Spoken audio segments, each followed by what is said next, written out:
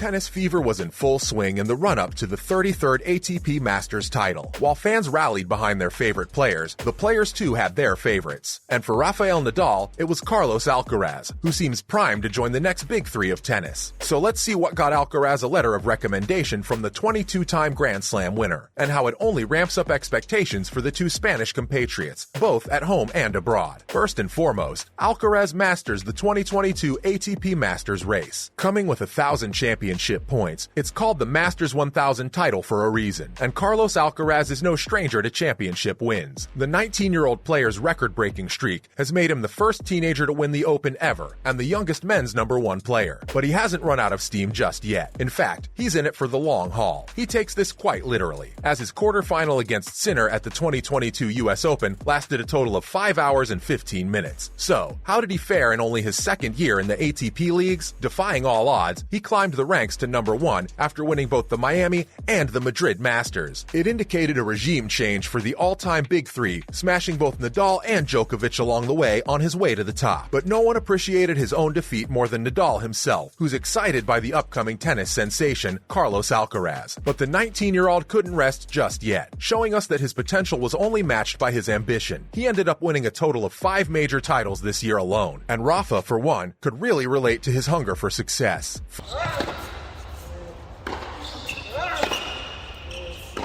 Following up, Rafael wasn't the first Nadal to get behind Alcaraz's success. All the wins and accolades sound pretty exciting on their own, but matched up with ringing endorsements from not just one, but 2 Nadals. Now that can easily get overwhelming. Luckily, Alcaraz has plenty of experience staying calm and grounded, both on the court and off it. To viewers, it might sound like a dream, jumping to the world's #1 position in just 12 months after his debut. But to Tony Nadal, the first coach and mentor of Rafael Nadal, it sounds destined to be. The King of Clay himself mirrored his coach's opinion, but stopped just short of declaring the obvious. Instead, the big three of 15 years seem to regard Carlos as his peer, saying he's excited about the future of tennis, welcoming the competition from the newest, youngest world #1 tennis player. So, one of the history makers in tennis and his mentor both see Alcaraz as a trailblazer who could not only rise to the top of the game, but also take it to new heights. That's pretty strong stuff for any young player to contend with, but Alcaraz's strong serves and heavy forehand against the Tsitsipas match up to it. At the same time, success may start young, and with success comes accolades. Handling both while keeping yourself grounded is a challenge that Nadal's seen up close.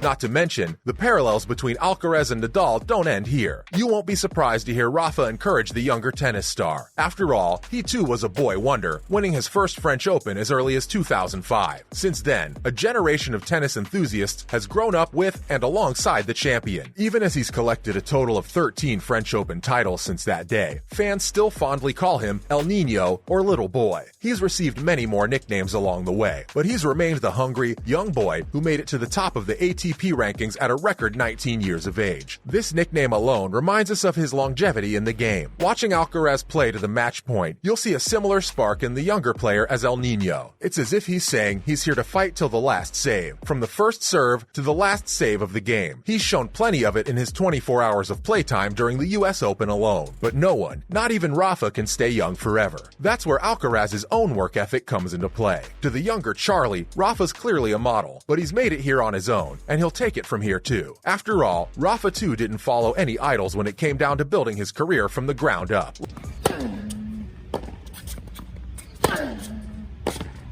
Let's look at the prophetic words of Almagro for Nadal. Nadal's prediction of Alcaraz's success might remind longtime fans of another prediction made by Almagro, for none other than Nadal himself. After a 6-1 defeat to the younger player at the Roland Garros in 2008, the vitality of the player left Almagro breathless at his opponent's brilliance. He went on to say Nadal would go on to win the cup till he was 65. Well, whether Almagro had a time machine, the King of Clay went on to win the 2008 Cup and 10 French Opens, and he's only 36 years old. Plus, he isn't planning his retirement just yet. History does repeat itself then, as Nadal now passes on his own predictions for Alcaraz's success.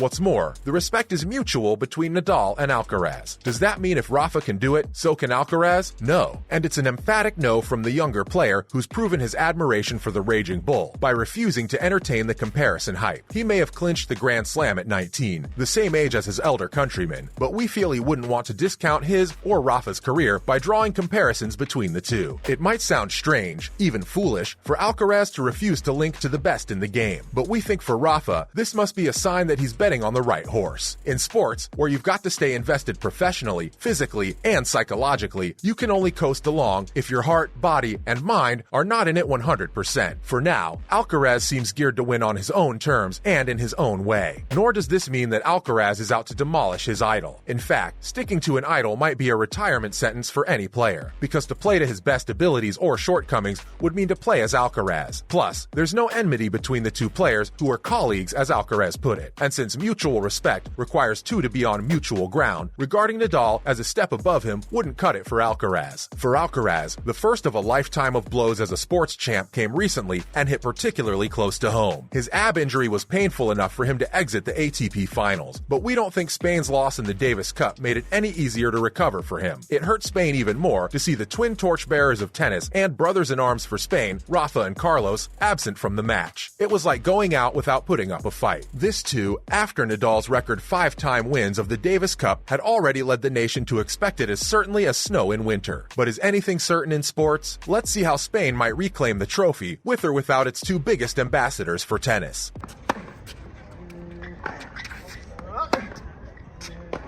Up next, the 2023 Davis Cup is just around the corner. It's uncertain whether Rafa's presence might have resulted in the 7th Davis Cup win for Spain, but it certainly wouldn't have made the Croatian team any weaker or the Spanish side any stronger. Plus, the defeat might have come at the best time possible, because the Davis Cup's scheduled to begin in February. It's the best time to pick up their tears and turn them into gold by investing in more tennis players. And that's not such a steep climb for Spain, whose talents already netted it 6 cups. The fact that 5 of those were by Nadal doesn't discount the fact that he grew up on the same courts as a generation of future Spaniards did.